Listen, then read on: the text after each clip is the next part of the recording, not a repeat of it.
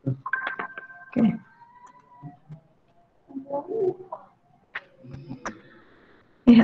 Assalamualaikum warahmatullahi wabarakatuh, rekan-rekan mahasiswa semuanya. Waalaikumsalam warahmatullahi Waalaikumsalam wabarakatuh. warahmatullahi wabarakatuh. Kabar semuanya? Baik. Alhamdulillah sehat, Bu. Ya, kita bertemu lagi nih di pertemuan ke-6 pada mata kuliah Hukum Tata Negara Republik Indonesia ya bersama Ibu nih. Alhamdulillah ya dalam keadaan sehat semuanya ya. Oke. Alhamdulillah. Ya, alhamdulillah, Bu. Alhamdulillah baik. Untuk memulai pertemuan kita pada pagi hari ini, marilah kita baca atau membaca doa terlebih dahulu ya. Berdoa menurut agama dan kepercayaan masing-masing. Berdoa dimulai.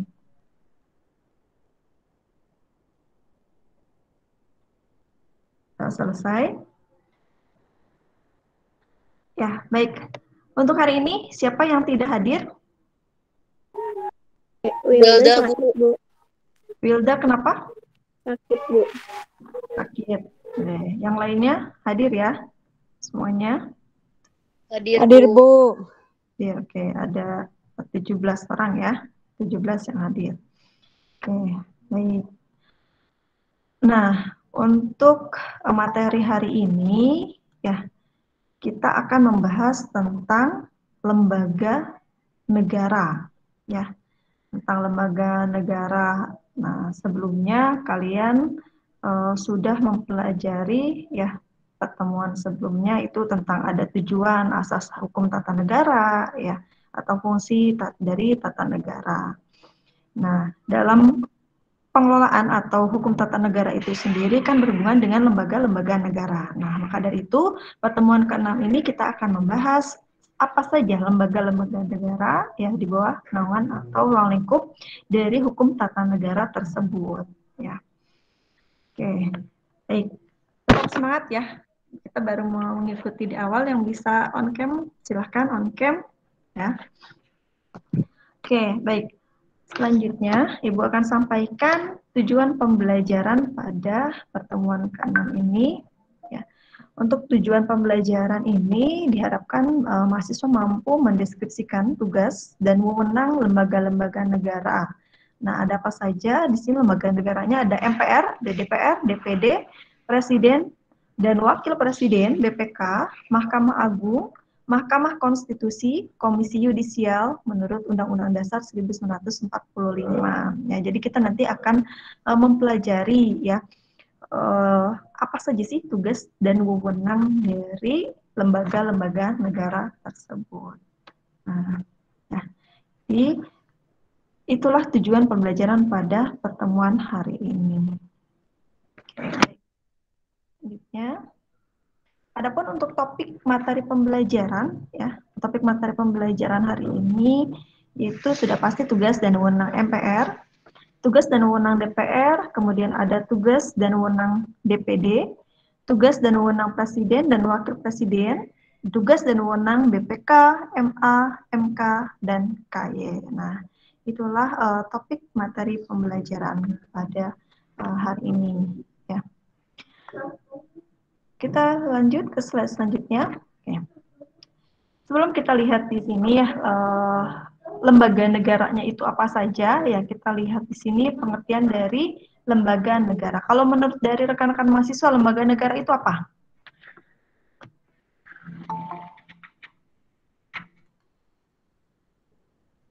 Lembaga yang berwenang untuk mengurusi urusan pemerintahan, Bu. Maksudnya urusan negara gitu, Bu. Oke, lembaga yang berwenang untuk mengurusi pemerintahan. Ya, oke, bagus, Anyal. Ada lagi yang mau berpendapat?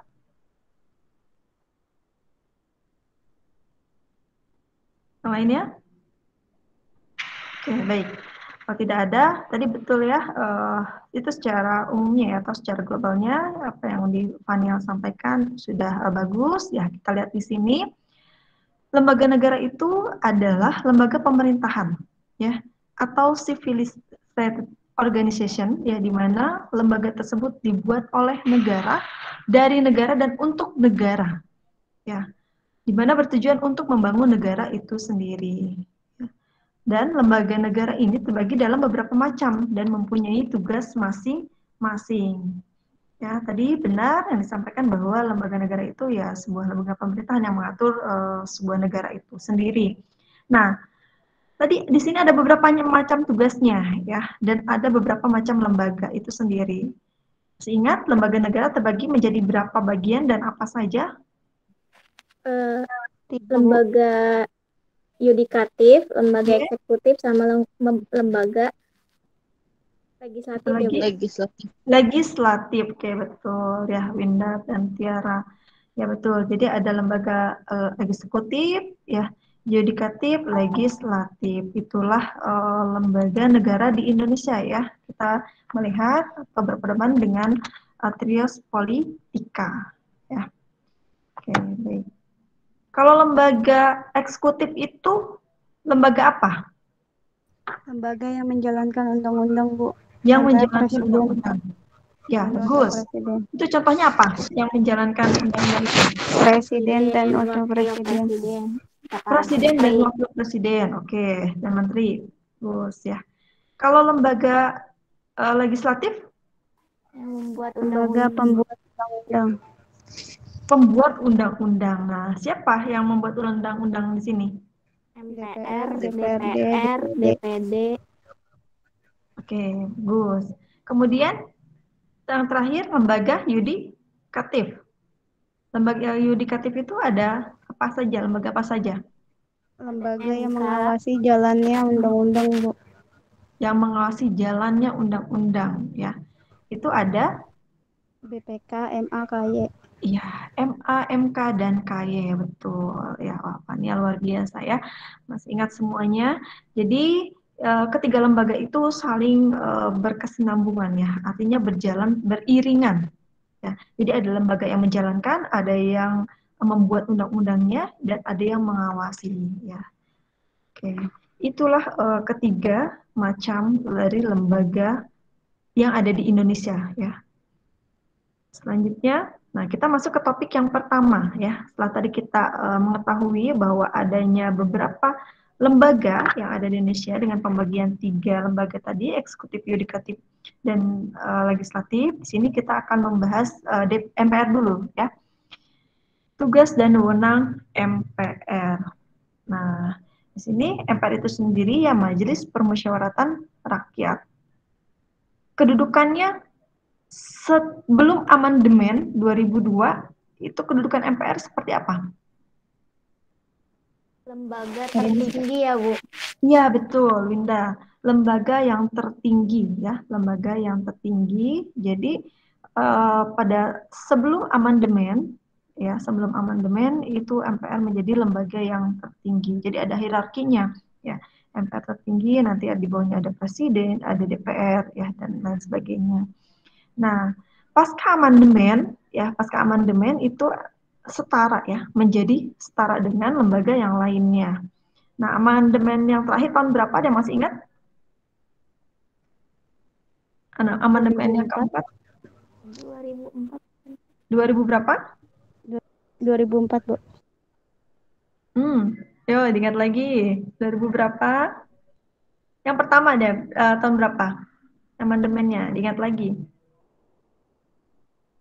1990. Berapa yang pertama? 1999. Iya, betul. Yang kedua? Yang terakhir 2002, Bu. Iya, betul, Penial. Yang terakhir 2002. Jadi yang pertama 1999, yang amandemen keempat itu 2002. Nah, diingat-ingat ya. Jadi pasca amandemen 2002 itu kedudukan MPR setara ya. Semuanya sama, sejajar dengan presiden, dengan DPR ya, dan dengan lembaga-lembaga yang lainnya. Nah, kita akan melihat di sini ada tugas ya. Tugas dan wewenang MPR. Semuanya sebenarnya sudah diatur ya, sudah diatur di dalam Undang-Undang Dasar 1945. Nah, kalian punya buku undang-undangnya semuanya? Buku D? Adanya RPUL, Bu. Oh ya. Kalau bisa sih, kalian kan sebagai calon guru PKN ya, itu pasti berbau dengan undang-undang ya, pasti berhubungan dengan undang-undang. Jadi harusnya nanti punya ya ke depannya ya. Nggak apa-apa, kan sekarang masih semester 4 nih ya. Jadi silakan nanti dibeli atau dicari ya buku Undang-Undang Dasar 1945. Oke, kita lihat di sini dalam buku Undang-Undang Dasar 1945 ya, atau dalam UUD 1945 pasal 3 ini pasca undang-undang ya atau pasca amandemen. Di sini tugas MPR ya atau tugas dan wewenangnya mengubah dan menetapkan undang-undang dasar. Jadi yang berhak mengamandemen atau mengubah itu hanya MPR. Nah, Ibu mau tanya lagi di sini, MPR itu terdiri dari yang sekarang ya, sekarang ini terdiri dari anggota apa saja? Ada yang tahu? DPD. Dan DPRD, DPR DPD. RI. Bagus ya, Tiara, Dona, dan Panial. Ya, jadi MPR itu berisikan ya anggotanya itu anggota dari DPD RI ya dan DPR RI. Nah, jadi yang berhak mengubah dan menetapkan yang seperti pada saat amandemen itu ya, yang terakhir 2002 itu yang bertugas mengubah pasal-pasal dan menambahkan dan menetapkan itu hanya MPR. Kemudian di sini tugas yang kedua melantik presiden dan wakil presiden. Nah, jadi ketika presiden dan wakil presiden itu sudah terpilih ya mendapatkan suara terbanyak dari hasil pemilu, inilah MPR yang bertugas ya menetapkan atau melantik dan dari presiden dan wakil presiden tersebut. Oke, selanjutnya yang ketiga dapat memberhentikan presiden ya dan wakilnya dalam masa jabatan menurut Undang-Undang Dasar. Ya, karena kedaulatan berada di tangan rakyat dan dilakukan menurut Undang-Undang Dasar ya. Di sini yang bisa memberhentikan presiden wakil presiden itu bisa MPR, tapi atas ajuan biasanya dari DPR ketika misalkan presiden ditemukan presiden itu menyalahi undang-undang dasar. Nah, itu menjadi bukti kuat untuk diturunkan ya atau diberhentikan. Nah, di sinilah DPR mengajukan atau mengusulkan pemberhentian presiden kepada MPR. MPR yang menetapkan nanti untuk penghentiannya. Itu. Ya, seperti kita lihat pada presiden sebelumnya itu ada yang kan sebelum masa jabatannya ya. Ya, sebelum masa jabatan berakhir, ya. Masih ingat presiden siapa? Yang diberhentikan sebelum masa jabatan terakhir?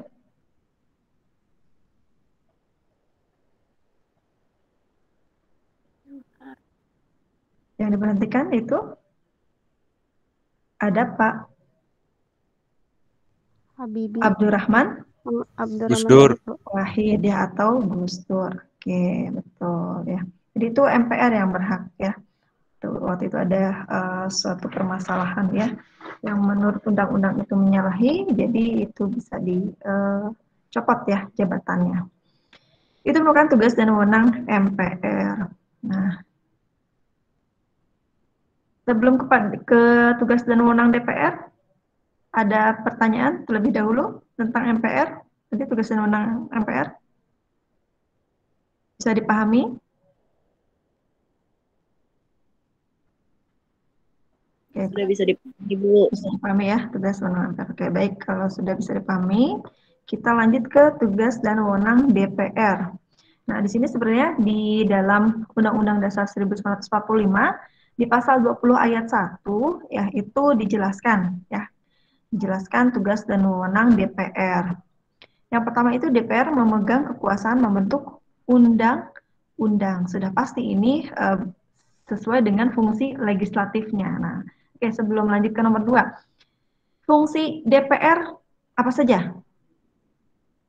Tadi selain fungsi legislasi.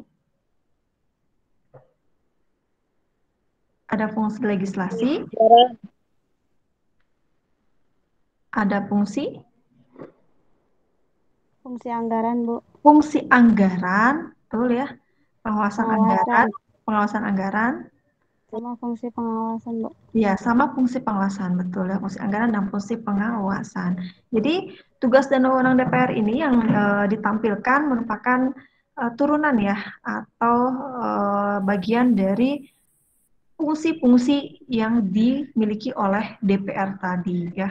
Fungsi anggaran, fungsi pengawasan, ya, fungsi legislasi. Nah, kita lihat yang pertama itu merupakan tugas dan wewenang dari fungsi yang dimiliki DPR, yaitu fungsi legislasi ya. DPR itu yang berhak memegang kekuasaan membentuk undang-undang. Nah, di sini membentuk undang-undang nanti atas presiden ya, bersama presiden itu. Nah, kemudian yang kedua ada DPR berfungsi budget dan pengawasan. Sini ya sudah pasti di sini. Jadi DPR sendiri itu bersama presiden ya untuk penyetujuan RAPBN ya setiap tahunnya. Nah, itu DPR. Dan fungsi pengawasan ya, pelaksanaan ketika pengawasan di pemerintahan itu ya DPR lah di sini yang berwenang ya mengawasi jalannya tadi dari RAPBN tersebut. Kemudian yang ketiga, DPR mempunyai hak interpelasi, hak angket, dan hak menyatakan pendapat ya, bisa mengajukan pertanyaan, menyampaikan usul dan pendapat serta hak imunitas ya. Kalau hak interpelasi itu apa ya? Hak interpelasi. Hak meminta keterangan, Bu, kepada pemerintah mengenai kebijakan pemerintah. Oke, good ya. Betul, hak meminta keterangan ya ketika ada suatu hal kebijakan yang mungkin kurang sesuai dengan berjalannya ya, yang tidak sesuai itu DPR berhak meminta penjelasan ya atau keterangan kepada pemerintah. Pemerintah di sini siapa ya? Presiden, wakil, dan menteri-menterinya ya di situ. Kalau hak angket,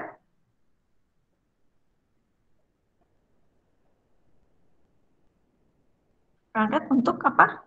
Melakukan apa? Melakukan penyelidikan terhadap undang-undang, terhadap pelaksanaan suatu undang-undang, Bu, atau kebijakan pemerintah. Betul ya. Jadi untuk hak angket itu tadi hak untuk melakukan penyelidikan ya ketika tadi ada suatu kebijakan pemerintahan tadi yang mungkin kurang sesuai itu juga di situ dilakukan penyelidikan oleh DPR. Kalau hak menyatakan pendapat ini sudah pasti ya dia memberikan sebuah pendapat yang berhubungan dengan biasanya RAPBN ya, RAPBN di situ diberikan pendapatnya, disetujui atau tidak dengan RAPBN yang disusun oleh pemerintah itu. Mengajukan pertanyaan juga itu berhak kepada pemerintahannya. Terus di sini ada hak imunitas. Hak imunitas itu apa ya? Hak imunitas. Hak untuk melindungi dan mendukung kelancaran tugas dan wewenang sebagai wakil rakyat, Bu. Oke, itu ya hak, namanya hak imun ya, dari kata imun ya, imunitas. Jadi untuk perlindungan ya, melindungi. Atau di sini juga bisa jadi sebuah tindak lanjut ya dari kedua hak yang tadi, dari hak angket maupun hak interpelasi. Gitu. Oke. Kemudian yang keempat, kita lanjut. DPR memberikan pertimbangan kepada Presiden dalam mengangkat duta besar dan menerima penempatan duta negara lain, memberikan amnesti dan abolisi. Jadi di sini tugas dan wewenangnya ya bisa memberikan pertimbangan nih ketika misalkan mau mengangkat duta besar ya Presiden itu ya DPR memberikan pertimbangannya. Terus ketika memberikan amnesti maupun abolisi ya dari pemerintahan itu DPR berhak memberikan ininya ya suaranya atau pendapatnya. Nah, tadi kalau amnesti itu berhubungan dengan apa biasanya amnesti dan abolisi? Pajak, Bu. Ampunan, Bu. Ampunan ya, pengampunan. Benar. Ya, itu tax ini ya, ya Don.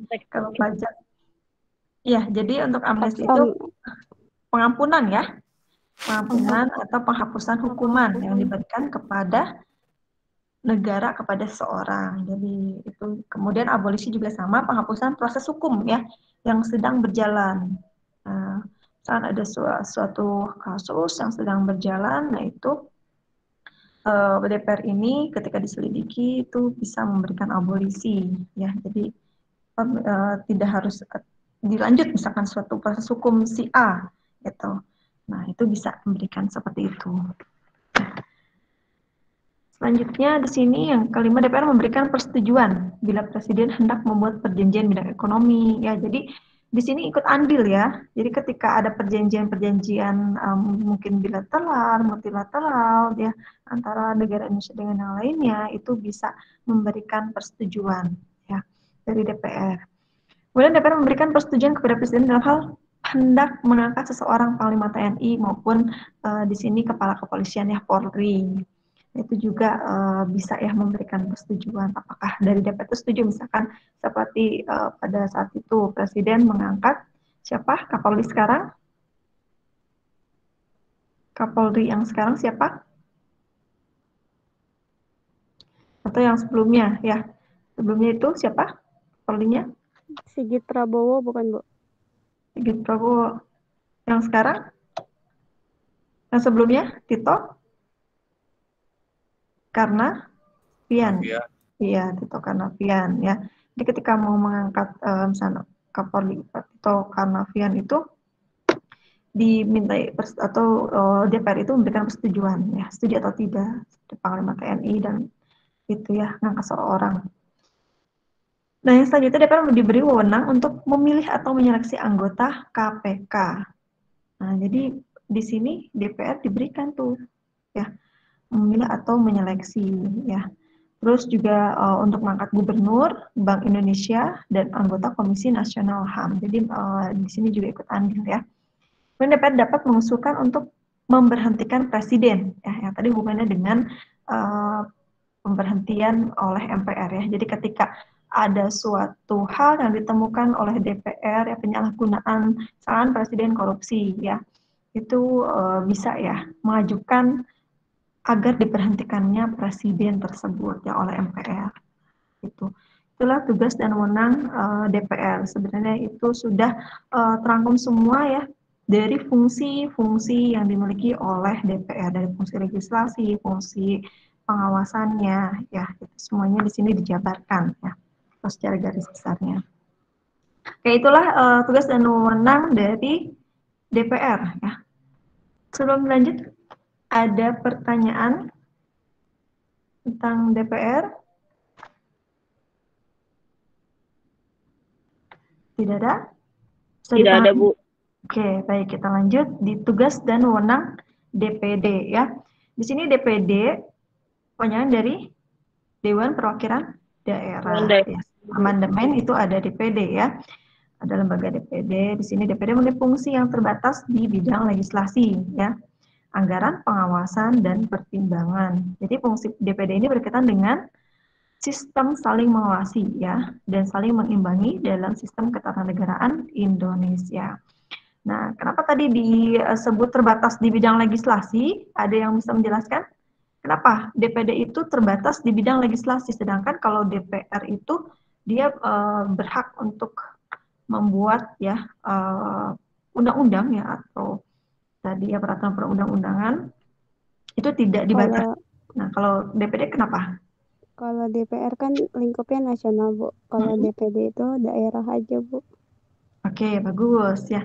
Jadi DPD itu sebenarnya diberikan tugasnya untuk mengurusi hal otonomi daerah ya, otonomi daerah. Jadi fokus ya, pembuatan legislasi ya, yang berhubungan dengan otonomi daerah itu berpusat di DPD. Oke, fokus ya. Kemudian di sini lanjutannya ya, DPD dapat mengajukan kepada DPR ya, tugas dan wewenang ini rancangan undang-undang yang berkaitan dengan otonomi daerah. Jadi prosedurnya atau di sini tugas dan wewenangnya DPD pada saat membuat RUU tentang otonomi daerah itu diajukan dulu ke DPR ya. Jadi hubungan pusat dan daerah, pembentukan pemekaran, pengamuan daerah ya. Biasanya kan suka ada daerah yang dipecah ya, misalkan kabupatennya itu yang terlalu luas itu dibentuk kabupaten baru. Nah, itu yang mengurusi itu semuanya itu DPD ya. Tapi di sini DPD juga mengajukan rancangannya kepada DPR terlebih dahulu sebelum disahkan. Oke, selanjutnya yang ketiga DPD melakukan pengawasan atas pelaksanaan undang-undang mengenai otonomi daerah. Kalau tadi DPR itu mengasih pengawasan terhadap undang-undang yang secara nasional ya, pemerintahan yang dilaksanakan oleh lembaga eksekutif. Nah, kalau untuk DPD sendiri itu untuk atau berhubungan hanya dengan otonomi daerah saja ya pengawasannya. Itu. Oke, baik itulah tugas dan wewenang DPD. Ada lagi di sini DPD sebagai bagian dari kelembagaan MPR. Jadi tadi di awal atau tadi sudah disampaikan ya. Jadi MPR itu keanggotaannya DPR dan DPD. Jadi mempunyai tugas melantik, memberhentikan presiden, ya, dan atau wakil presiden, mengubah undang-undang dasar, ya. Kemudian memilih presiden, wakil presiden apabila dalam waktu yang bersamaan keduanya berhalangan tetap.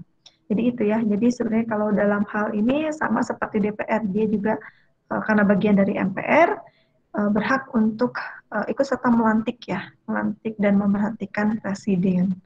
Tuh. Oke, baik. Itulah untuk materi ya, topik materi di pertemuan kali ini ya sampai dengan DPD ya. Sebelum ke tugas, ada pertanyaan terlebih dahulu? Ada, Bu. Ya, silahkan Panial. Saya mau tanya, tadi kan anggota MPR itu dipilih dari anggota DPRD, DPD gitu ya, Bu, DPR gitu ya, Bu. Nah, cara milihnya itu gimana, Bu? Maksudnya kan kalau DPR kan dipilihnya itu oleh rakyat gitu melalui pemilu DPR. gitu. Nah, buat seleksi lagi biar masuk ke MPR-nya itu seperti gimana, Bu, sistematikanya? Terima kasih. Ya, baik. Oke, sistematikanya atau caranya masuk ke MPR. Nah, sebenarnya itu semuanya sudah pilihan rakyat. Ya, orang-orang atau pejabat-pejabat yang duduk di MPR, ya artinya DPR, ya ketua DPR dengan DPD itu dipilih oleh siapa? Rakyat, Bu. Rakyat. Nah, ketika DPD dengan DPR RI itu sudah terpilih dari masing-masing wilayahnya, ya mereka tergabungkan di pusat, ditarik. Otomatis jadi gini, ketika seseorang itu sudah menang atau tadi dinyatakan menjadi anggota DPR RI dan DPD, itu sudah pasti otomatis menjadi anggota MPR. Nah, jadi tidak ada penyeleksian lagi. Gitu. Dan kuotanya pun kan sebenarnya dibatasi di anggota DPR itu berapa dalam pemilihan umum, nanti yang akan masuk ke DPR RI, untuk DPD berapa. Seperti itu. Ya, jadi otomatis yang sudah lulus atau menang di tadi ya pemilu DPR RI dan DPD itu pasti menjadi anggota MPR. Nah, untuk penentuan ketua MPR-nya itu kan ada ada musyawarah khusus yang ditentukan untuk penentuan ketua DPR, ketua MPR, ketua DPD seperti itu. Jadi tidak ada seperti misal pemungutan suara lagi untuk masuk ke MPR, tidak. Jadi cukup sekali untuk pemilihan DPR RI-nya dengan DPD. Baru masuk ke MPR. Seperti itu, Fanial. Oh, jadi keanggotaan MPR itu terdiri juga dari anggota DPR ya, Bu? Iya, yang tadi disampaikan di awal. Ya. Jadi keanggotaan, misalkan gini, anggota MPR berapa? 500 orang. 300-nya itu dari anggota DPR RI, 200-nya dari DPD. Jadi seperti itu. Dari itu sebenarnya porsinya ada di undang-undang. Ya, diatur di dalam undang-undang. Tuh. Ya. Jadi dipahami ya, itu keanggotaan MPR. Maka dari itu tadi kan di sini sampaikan ya, DPD itu juga sama seperti DPR. Bisa memberhentikan atau melantik presiden karena dia masuk ke anggota MPR. Gitu. Ketika bergabung pada saat di forum atau di MPR, berarti isinya anggota DPR RI dan anggota DPD. Dia tidak membawa embel-embel DPD dan DPR RI, tapi MPR ketika bergabung. Tapi ketika terpisah, ya sesuai dengan tugasnya ya, berarti ketika menjalankan tugas di DPR RI, ya tugas DPR RI. DPD ya tugas DPD seperti itu. Ketika bergabung, oh berarti menjalankan tugas sebagai MPR seperti itu. Bisa Saya dipahami? mau paham, Bu. Ya. Mm-mm.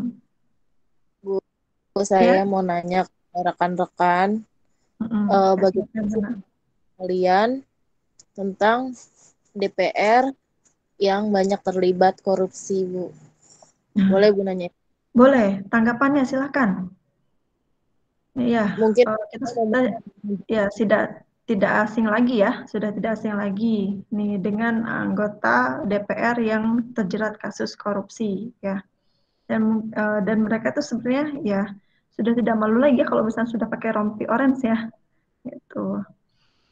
Nah, silakan tanggapannya gimana, rekan-rekan mahasiswa? Siapa yang mau menanggapi? Saya boleh nanggepin, Bu. Ya, boleh silakan Tania.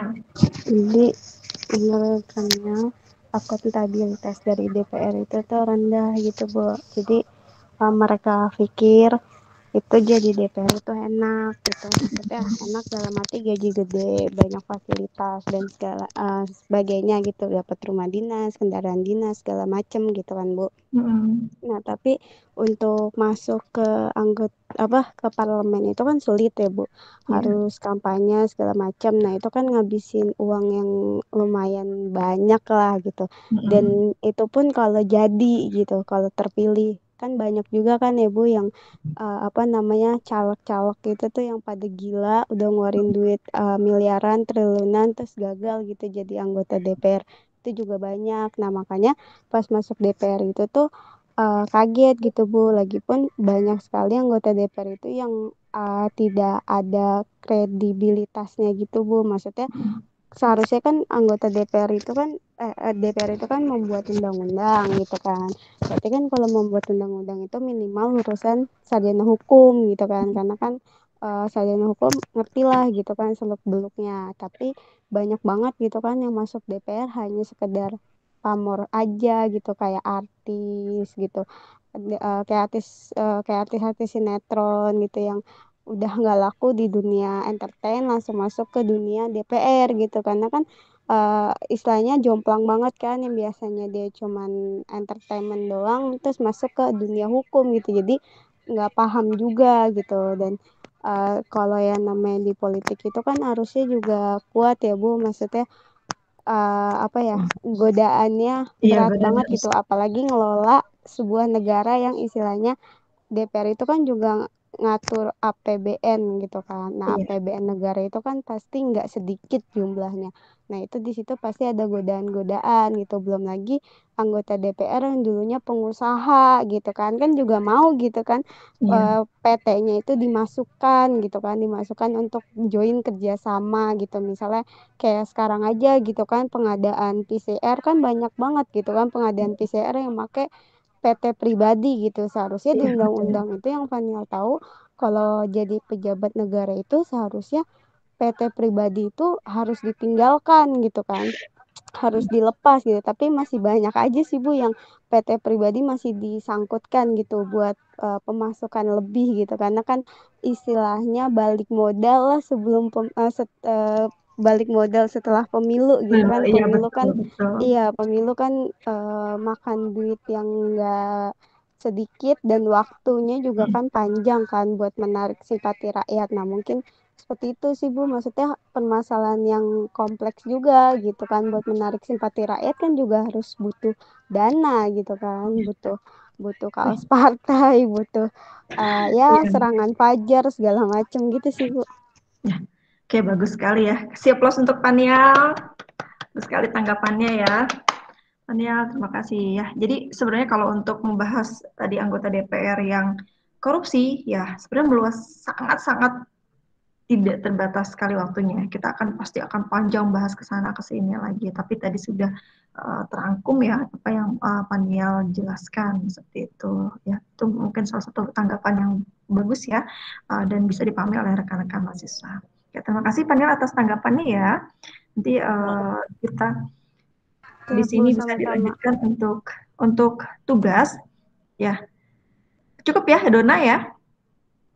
Cukup Bu, cukup Ya, sekali. tanggapannya cukup sangat bagus ya dari Fanial ya. Memang benar apa adanya yang tadi sudah disampaikan oleh Fanial ya, semuanya ya harus kuat sebenarnya ya, untuk kuat iman salah satunya ya, untuk menahan godaan ya.